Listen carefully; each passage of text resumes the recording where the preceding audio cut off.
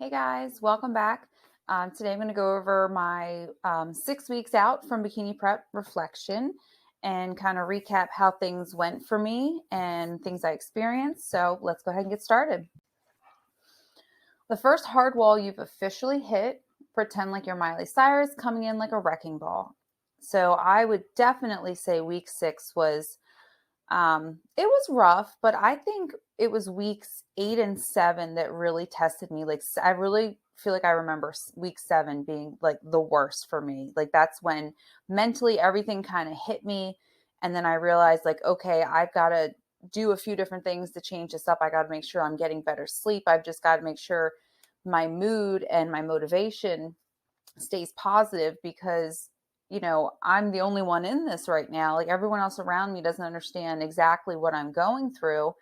Or they're like, well, why don't you just stop, like, if it's that hard? But it's not that it's like painfully hard. It's just challenging. It really does challenge you. And when you're used to doing, living your life a certain way, and then you're like, well, no, I can't do this because I've got to be ready for this commitment in a few weeks.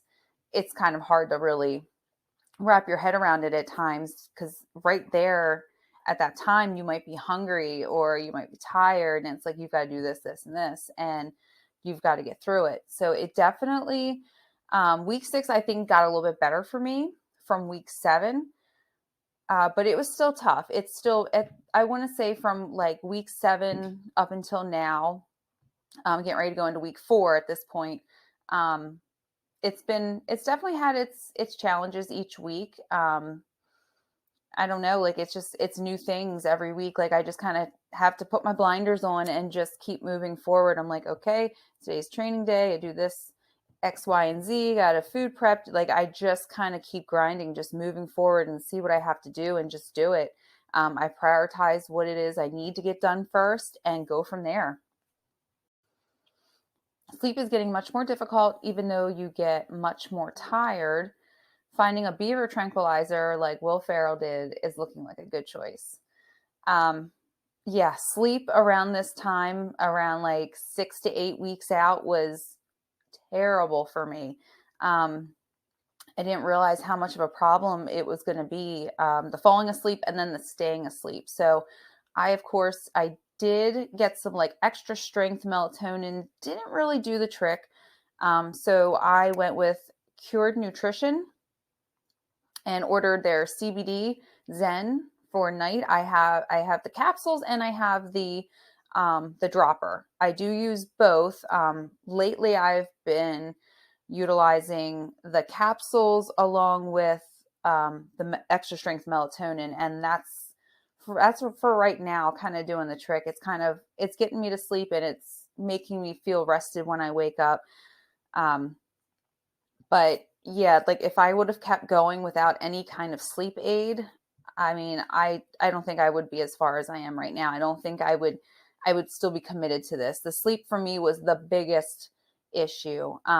Even more so than just like cutting my food or doing extra activity. Like, that's no problem to me. I love that.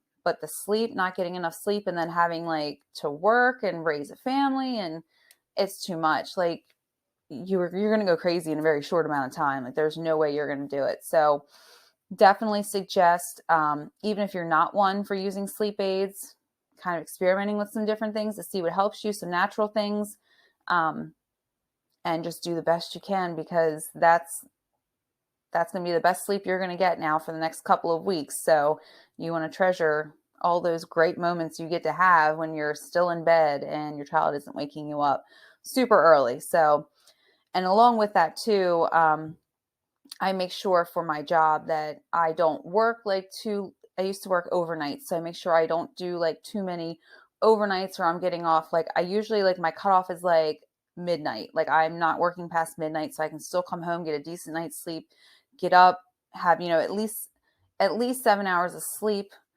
the best I can before my kid wants to get up.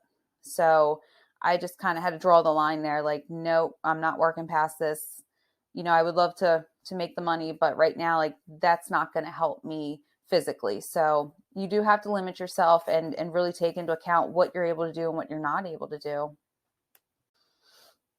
Vacuuming is cool and all, but have you heard of a Roomba? So this one I see two different ways because I know um, to strengthen my core, my TVA especially, we do vacuums daily. And so I could see that as being like, maybe because you're doing it daily, like, and it gets you it makes your waist look smaller and everything. Like, yeah, it's kind of cool, but is there another way to get this done other than having to do the vacuums? So that's one way I see it. And then another is, I guess just, doing that extra activity, anything you can do just to kind of keep yourself moving and burning the calories. Like, you know, I could either do it or I could have this machine do it for me. So, totally get it. I have, not specifically a Roomba, but I have a vacuum like that. And I'm going to let it do its job most of the time just to keep things nice and tidy, because let me tell you, it's been a chore keeping up with this house. I've been very, productive lately, like the last few weeks. Like once I get going in the morning, it takes me a while, but once I get going, I'm like, I can't stop. I'm cleaning this, straightening that up. Like I feel very productive. I'm getting a lot done along with my training and my food prep.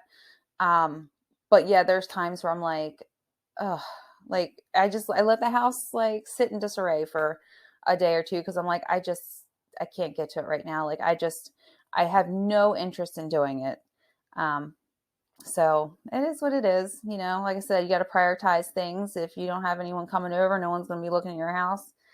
You can let that stuff slide for a day or two. When you sleep, you wake up hungry. Don't drink water, it will wake you up, and don't walk to the fridge. You're going to eat low calorie or no calorie things that are actually calories. I have to say, I really haven't had this problem.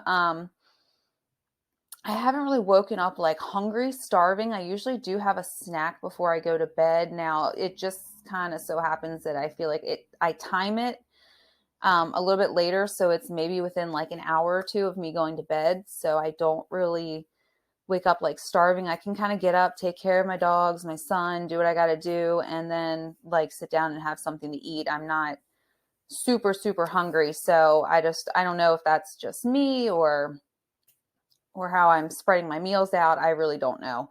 Um, I don't drink water at night because if I did, for one, I wouldn't walk to the fridge. I would just have something upstairs in my room on my nightstand with me so I could just kind of roll over, sip some water, and go back to sleep. But the amount of peeing that I have been doing, like waking up in the middle of the night to go pee, and during the day, like from all the water I've been drinking, it is anything I can do to not have to get up in the middle of the night and pee, I'm going to do it. So I don't even bring anything up to drink with me. I just stay asleep. I focus on my sleep. I don't get up and go to the fridge. I don't do any of that.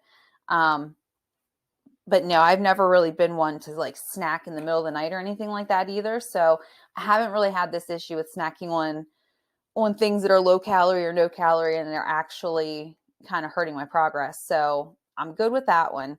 Um, some people might have that problem. I don't know. I just try to find ways throughout the day to keep myself satisfied with my food. And then I look forward like, okay, well, next is we're going to have breakfast. Like right now we're going to go to sleep and this is all we're focusing on. So I just try to go in with a plan and execute it and keep it rolling. Magic pill to get peeled sounds good. Sure, less food and more steps will do the trick. Keep your knee up. Yeah, I guess a magic pill would be nice, but I don't know, I guess I'm weird. I like doing it the hard way. I like putting in my hard work and being able to show it off. Of course, more steps. I mean, I don't go crazy with this. I don't obsess over it. I do like a lot of cardio each day. And then like I said, I've been very productive doing stuff around the house, doing this. So my steps are definitely adding up. I'm getting more in, but I'm not driving myself crazy to get it done either. I definitely think it's helped and I've created a good habit with that. But the less food, I'm telling you, I don't think I could go on anymore. I don't think I could go on less food. I look forward to my refeed days. I don't think I could go any less than that right now. So it's just trying to keep that non-exercise activity thermogenesis up. Your NEAT.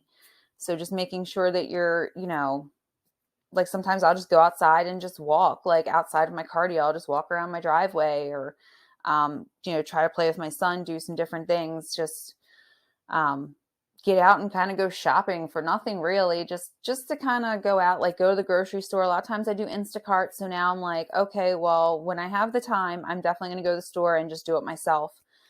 So little things like that, just kind of keeping the activity going. I don't just sit on my butt after I'm done my training and that's it for the day. I mean, there's days I am exhausted and I do sit down to kind of take a break, but before long I'm back up and doing something again. So it's definitely good just to keep active, keep that foundation going, because even though you're tired and it's hard to get through, it's going to get better. Nut up, buttercup. You've got 6 more weeks to go. You've got more walls to break through. So true. 6 weeks out, whew, I was like, man, I don't know. This is gonna be rough. But I think I can do it. Like, we weren't making a lot of crazy changes. Um, I want to say ever since week like 7, I got past week 7. I feel like I've been in a better place. Attitude, motivation, everything has been positive. I'm just kind of going with the day to day. Like, I've got a schedule, like, okay, well, today's leg day, today's upper day, today's cardio, today's check-in day, today I work. And so I'm just kind of, I know where I need to be each day. And working has actually kind of helped keep me busy. I haven't been picking up too much, not so much that I'm like overly stressing myself out, but enough that I can get stuff done around the house, and then still have time to do all my stuff and go to work and, make a little extra money. And that keeps me busy too. So I'm not sitting around food all day and thinking about like, oh, well, I could eat that um, but yeah, it's not so bad. I try to find other ways to keep myself busy. And I know it's only for like a temporary time, and we're going to get through it. And I mean, we're already 4 weeks out, and I'm now recording 6 weeks, but I mean, look how fast the time goes. It's crazy. So just enjoy the process.